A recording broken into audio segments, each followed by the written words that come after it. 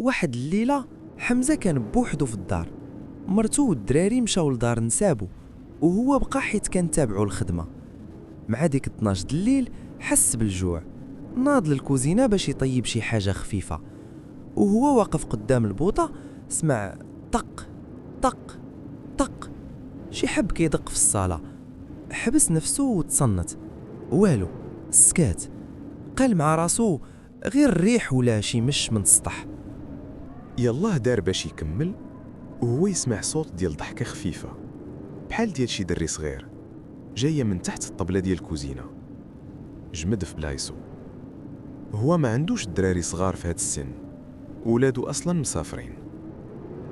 نزل بشوية باش يشوف تحت الطبلة، ما لقى والو. ولكن فاش طلع راسو لقى كاع البيبان ديال البلاكار اللي في الكوزينة محلولين دقة وحدة، والضو بدا كيرمش.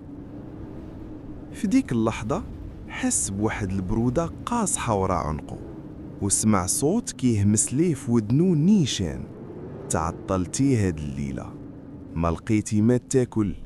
حمزة ما لقاش الجهد باش يدور، شاف غير في المراية ديال الثلاجة بان ليه الظل ديالو، وراه ظل آخر طويل واصل حتى للسقف، ويديه غادا وكالطوال جهة كتافو.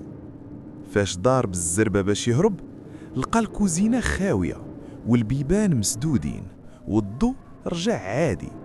تنفس سعداء وقال غير الهلواسة ديال التعب.